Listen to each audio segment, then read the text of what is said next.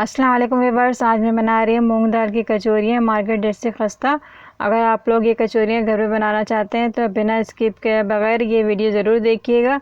आइए स्टार्ट करते हैं। बिस्मिल्लाहिर्रहमानिर्रहीम। 1 कप मैं ले रही हूँ मूंग दाल धुली हुई। मैं यहाँ पर गर्म पानी का यूज़ कर रही हूँ। अगर आप लोगों के पास टाइम है 4 घंटे तक तो आप लोग ठंडा पानी डालकर भी इसे भिगो सकते हैं। दाल को हम 1 घंटे तक भिगोने के लिए छोड़ देंगे जब तक हम कचौरी का डो तैयार कर लेते हैं। आइए स्टार्ट करते हैं। इसके लिए हम एक तसल ले रहे हैं, उसके अंदर 2 कप हम मैदा डालेंगे। 300 ग्राम मैं मैदा यूज़ कर रही हूँ। उसके अंदर हम डालेंगे थोड़ा सा नमक, आधा चम्मच आप लोग नमक यूज़ कर सकते हैं। नमक को हम अच्छी तरीके से मिक्स करेंगे। नमक को मिक्स करने के बाद हम डालेंगे देसी घी, और आप लोग ना बनास्पति घी भी यूज़ कर सकते हैं। घी मैं ले रही हूँ 50 ग्राम। घी के अंदर आप पानी डालकर इसका डो बना लीजिए। आप लोग रेसिपी को ज़रूर ट्राई कीजिएगा, बहुत ज़बरदस्त रेसिपी। पानी को आपको एक साथ नहीं डालना है, आपको स्प्रिंकल करके पानी डालते जाना है और इसको डो तैयार करते जाएंगे।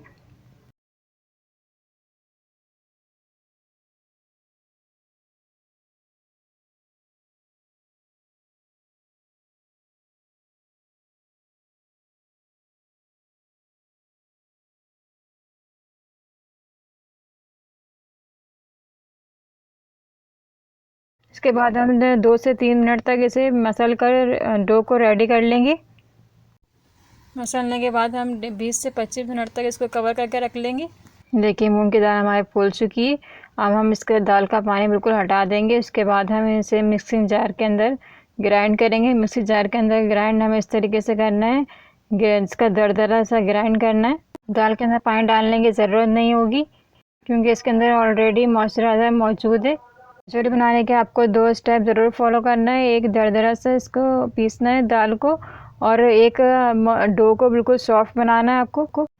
हम कचौरी का मसाला रेडी कर रहे हैं। 1 टीस्पून डालेंगे हम साबुत धनिया कुटा हुआ, और ½ टीस्पून में हम डाल रहे हैं ज़ीरा। बारीक सौंफ का मैं यूज़ कर रही हूँ, आप लोग मोटी सौंफ का भी यूज़ कर सकते हैं। 1 टीस्पून डाली है। आधी चम्मच हमने डाली है हींग। हींग का हम ज़्यादा यूज़ करेंगे, इसकी खुशबू आना चाहिए। इसको मिक्स कर देंगे अच्छी तरीके से। उसके बाद हम डालेंगे सूख powder 1 teaspoon, coriander powder 1 teaspoon, कसूरी मेथी लेंगे हम पिसी हुई 1 टीस्पून, पिसी हुई खटाई ले रहे हैं हम इसके अंदर 1 टीस्पून। इसको हम मिक्स कर देंगे, लो फ्लेम में रखेंगे ताकि मसाले हमारे बिल्कुल भी लगे नहीं और चिपके नहीं इसके अंदर। उसके बाद हम डालेंगे मूंग की दाल पिसी हुई। मूंग दाल ऐड करने के बाद हम इसके अंदर अच्छी तरीके से मिक्स करेंगे। उसके बाद हमें इसे पकाना है। दाल मसाले के साथ अच्छे से मिक्स हो जाए उसके बाद हम मीडियम आंच कर देंगे। ये देखिए दाल हमारे मसाले के अच्छे से चिपक गई। उसके बाद हम नमक ऐड करेंगे 1 टीस्पून। नमक हम दाल के अंदर बिल्कुल मिक्स कर देंगे। उसके बाद हम दाल को इतना पकाना है हमें इसका मॉइस्चराइज़र बिल्कुल ख़त्म हो जाए। ये देखिए दाल के अंदर मसाला हमारा बिल्कुल उसके अंदर मिक्स हो चुका है। मसाला हमारा कचौरी का रेडी हो गया। अगर रेसिपी अच्छी लगे तो ज़्यादा से ज़्यादा शेयर करें, लाइक करें। डो को हमारे रखे हुए 20 मिनट हो चुके हैं। ये देखिए कितनी सॉफ्ट हमारी डो रेडी हो चुकी है। तो इसे हम कवर हटा देंगे। कवर हटाने के बाद इसको हम मसलना नहीं है बिल्कुल भी। इसको हम रोल बनाकर इसके हम पेड़े रेडी करेंगे।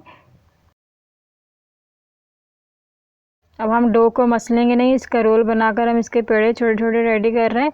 10 से 12 आप लोग ये कचौरियाँ रेडी कर सकते हैं इतने से मैदे के अंदर। मैं 2 तरीके बता रही हूँ आपको कचौरी बनाने की। ये देखिए एक पेड़ा लिया। पेड़ा लेने के बाद हम इसको फोल्ड करने के बाद इसको हम प्रेस करेंगे। इसके हम किनारों को प्रेस करेंगे और इसके बीच में हम प्रेस नहीं करेंगे, मोड़ा रहने देंगे। 1 टीस्पून ले रही हूँ मैं इसका कचौरी का मसाला।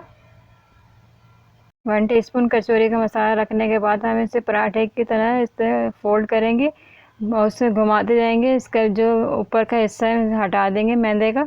इसको हम प्रेस करेंगे। ये देखिए कचौरी हमारी रेडी हो गई है। ये देखिए मैं दूसरा पेड़ा तरीका बता रही हूँ मैं आपको। इस तरीके से हम घुमाने के बाद हाथ को प्रेस करेंगे और किसी भी टेबल के ऊपर आप लोग बेल सकते हैं बेलन की मदद से।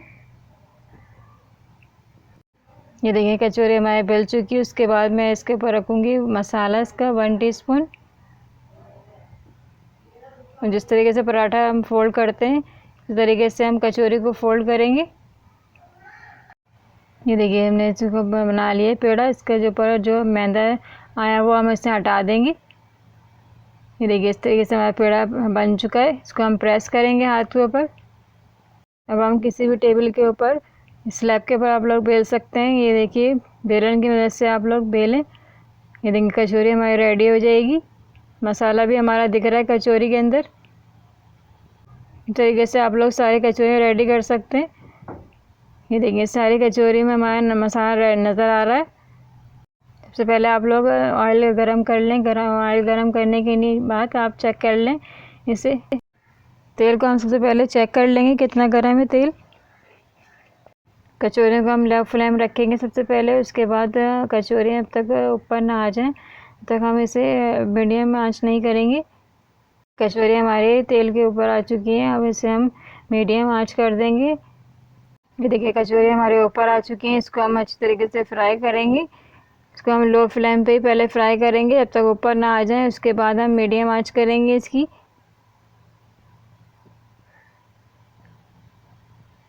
अब हम कचौरी को पलटेंगे ताकि एक जैसा कलर आ जाए।